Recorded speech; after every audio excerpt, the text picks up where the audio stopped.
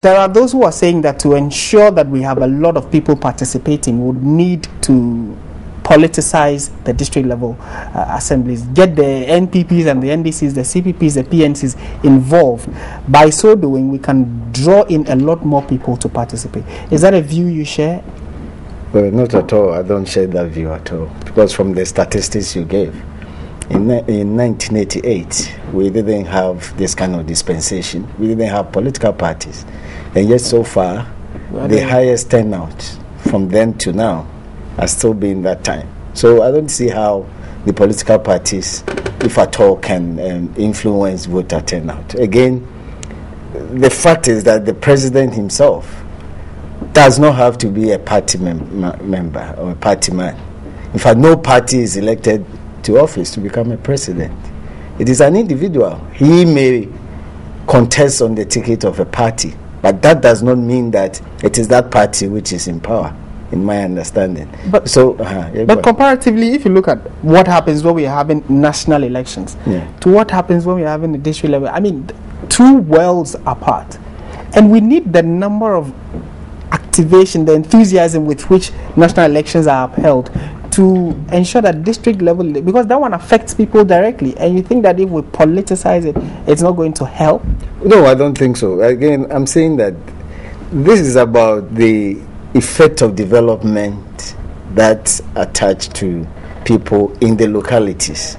So it's possible that people don't care about the performance of these assembly members. In fact, when you go to the villages or the rural areas, you hardly see the effect of their performance. I mean, apart from the fact that in the locality he is the only person called honorable, I don't see how people even feel their effect, because everything is even centralized at the district, the head office. So you hardly see any activity close to the doorstep of the people. So I think that it is not so much about attachment of political parties to the assembly elections and all that. In my view, elections don't really contribute to anything. We could have still appoint them, and if they see their duty to the people of Ghana alone and not the person who has appointed them, we will see. So it's not about the election, it's about performance. They could be elected, but if they don't perform, so we should judge them rather by performance, not necessarily by electing them or by getting the people to come together to elect them. Yeah, that is my position, because I don't really see, as I said, even where we didn't have political parties, more people went there to vote. But now that we have political parties, people appear to have lost interest. Again, it is not even about that alone. It also tells you that there could be some fundamental problems with the voters register for the national one. Why is it that in a particular community only a few people will go to vote, but when it comes to national elections, the numbers soar to some absurd levels? With all due respect, we need to look at that particular voter register as well. So it's possible that most of the votes that we record in national elections is as a result of the fact that the register itself is bloated. Okay, that hold your horses on that. We'll deal with that particular issue. Doc, you seem not to agree with the fact that district level assembly elections should not be politicized. Do you and have advocated for it that we should get the political parties to draw in or get involved in district level assembly? Why so? And do you not think that it is going to create problems for the very grassroots person who just wants to say that this is my assemblyman, you should come and help me with development? Thank you very much. I don't think it will create problems because in the 1988-89, political parties were not introduced because within that period they were banned from participating in the process. So within that period, we had no option than to go non-political. Now come into the constitutional era, 1992 and beyond. We imported that thing wholesale without actually debating or thinking through it. So it was imported into our laws. When the Constitution Review Commission was set up to tour this country, to solicit from the views of Ghanaians whether or not we want to elect our assembly members, the view of the majority of Ghanaians was that we should elect our assembly members on partisan basis. The Constitution Review Commission recommended that Article 248 of the 1992 Constitution should be amended so that in the future time, Parliament should make the laws for the local level elections to be organized on a partisan basis. This position was rejected by the government when the white paper was issued on it. So for me, it tells me that the feeling on the ground is that we should politicize it. Again, laws are made to reflect the situations on the ground. When you go on the ground now, today, we have parties hiding behind candidates and sponsoring them. You go to some district assemblies, the house is almost divided.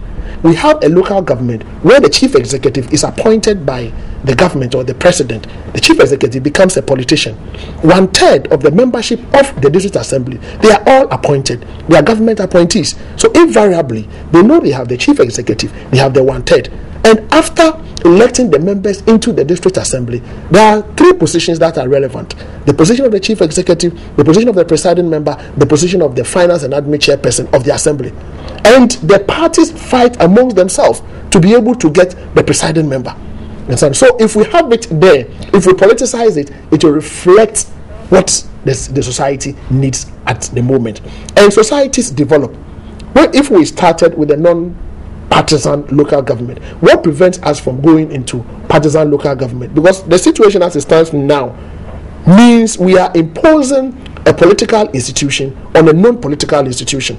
And that is the problem most of the chief executive have been having. Because when it comes to approving the appointment of chief executive, the assembly will then take a stand. So the chief executive is a politician. We said the assembly is a non-political. Meanwhile, 1/3 of the assembly are political. They are political appointees. So from where we sit, we think that for consistency in political decentralization, we should elect all assembly members. Not even 1/3 should be appointed. All of them should be elected. The chief executive should also be elected, so that there will be that synergy or consistency. National level, we have elections to parliament, local parliament, or elections. In that case, we're going to have some of the opposition members controlling certain local governments, as it happened in countries like South Africa. You go to South Africa and you have some of the opposition controlling certain local government. What it then means is that it breaks this principle, this winner takes all principle, and all get themselves involved when it comes to governance. So in my view, I think if we politicize it, the politicians will get themselves involved in the awareness raising and the sensitization, and they will do all they can to make sure that their parties win. The enthusiasm will be very, very high. Yeah, I mean, we know that people smoke weed, and if you don't pass any law to stop, a lot of people will smoke. We'll continue. Should we say that because of that we should pass a law to legalize smoking of weed? Or but we know that people engage in homosexuality. All right. When the Constitutional Review Commission went around, majority of the people said that pass a law to make it illegal for people to engage in homosexuality. They rejected it and said that we should leave that to the court. So the point is the fact that people want, because with society, if you don't restrict the way people do their thing by law, nobody wants his liberties to be limited. Now, then, on the issue of he introduced the aspect of election of chief executives, and again, I'm totally against it. But you see, like he said, I'll let you develop that point. But considering or putting what he said in perspective, it means that already there is some amount of political influence, because the district chief is elected. Is appointed. Yes. The MC is appointed, and these people, by extension, have more power than maybe the assemblyman, who is supposed to be the one who's supposed to, lead campaign in terms of development in the area. I will tell you why. So if the 1/3 are political appointees, they certainly would have much more influence than the person. So why don't we get political? You see, I will tell you why I even disagree that district chief executive are just appointed. If you read Article 243, that there shall be a district chief executive for every district, who shall be appointed by the president with the prior approval of not less than 2/3 majority of members of assembly present and at the meeting. What it means is that those elected persons in the assembly, if they do not elect you. The president cannot appoint you. Their election comes first before the appointment. In the case of the Supreme Court judges, for example, they get vetted by Parliament or approved by Parliament before they are deemed to have been appointed by the president. You see, the idea that to make an institution democratic, people's faces must be on a ballot box and voted for, I totally disagree. A lot more people take decisions that affect us, and yet they are not directly elected. The vice president, you don't go to the polls without seeing the vice president portrait on a ballot box. But the constitution states clearly that he is deemed elected if the flag bearer who nominated him is elected. Doesn't the president sometimes, even the vice, doesn't he sometimes act as a president when the president is unable to perform the functions of the president? When you, take a lot more people in the various institutions, state institutions, the electoral commission, they are not elected, and yet you see the whole. How do we deal with the issue of the community selecting a number of people, submitting that list to the president, and then the president picking one, and then the people would have to approve? Let's not forget that the president was elected by the majority of the people of Ghana, the same as parliamentarians. So whatever that president does, ideally, and I say ideally, is deemed to have been what the people of Ghana themselves have done. In other words, the president is an agent of the people of Ghana, who are the principals. And so when an elected person takes a decision, like appoints another person, the ideal situation is that indeed it is the people who have elected him who have done so. Otherwise, we will be going to the polls every other week to elect people. How do you defend this position he has just put out? That already there is some level of the power of the people is seen, and that we may not necessarily need political party influence to ensure that they have people who are there. Plus, he's even focusing on delivery, the work they put out, rather than the fact that we would have to elect, because we can elect them and then they wouldn't be delivering. Yes, delivery is important, but how to get the leader is also very important. The issue of the chief executive he mentioned, the challenge we have with appointing the chief executive by His Excellency the President is that if the chief executive is appointed, the chief executive requires the approval of the assembly before that chief executive can get the nod. Now, when it comes to the approval, the president or the party would have to assure itself that it has majority in the district assembly to be able to approve this chief executive. So that is part of the reason why they hide behind candidates to get their people there.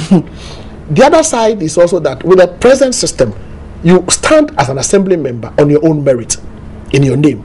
I agree that election does not necessarily produce the most competent person. Election produces the most popular person, and the most popular person cannot be the most competent person. Not always. That I agree. I agree, because, excuse me to say, if I'm the most popular draft pusher in this area, and I have a lot of people there, and I can buy something for them, they will vote for me, I can push the draft, but I cannot interpret balance sheet, I cannot bring development. I am the most popular, but not the most competent person. Where we should go as a nation is, how do we balance the equation to make sure that elections produces the most competent person who can bring development to the people, rather than the most popular person who can't bring development to the people. And the solution is that let us bring the political parties on board. Let us encourage them to bring the most competent people, because they go through vetting and all of that, and they make sure that they have the most competent person. And then when the person comes and we have elected the person, we have every right to recall the person. At the moment, the chief executive, passing vote of no confidence in the chief executive is becoming difficult for certain local governments. Why? Because if you want to pass vote of no confidence in the chief executive, you need majority of the people in the local government, the assembly members. But most of them are party people, and they will not just they will not just agree for you to pass the vote of no confidence. But if the chief executive is elected by the people, so they have every right to hold him accountable. So there are issues of accountability. Final word and wrapping up. You see, I have always held the position that it does not depend on who appointed who. To every position in Ghana, it depends on the personality. Who that person sees the final authority in. If you don't see that the final authority is vested in the sovereign will of the people or in the sovereign people of Ghana, angels of God will be appointed by God. They will come here and they will mess up like those who were sent somewhere in the Bible and they mess up, refuse to go back to heaven. You understand? So the point is that you can decouple the position of the Attorney General from the justice if you don't get a person who sees the authority appointed, because what they forget is that even if the president appoints you, he's not the one who pays you. It's the people of Ghana who pay you. So your ultimate responsibility should be to them. If the appointer then refuses to recognize that, either you resign or he will dismiss you, and everybody will know that this is the best person. So in my view, elections are good. It presents people with options. But even before those options, like the flag bearers, you think that if the whole of Ghana were to vote at the elections at the party level, it's possible we may not have voted for the person they presented to us to become our president. Yes. Well, this is a debate that I am sure has just started, and certainly would look further into it in the build-up to the district level assembly elections. And TV3 certainly is going to give it extensive coverage. We are going to be around the country to give you what is happening and trending around the country.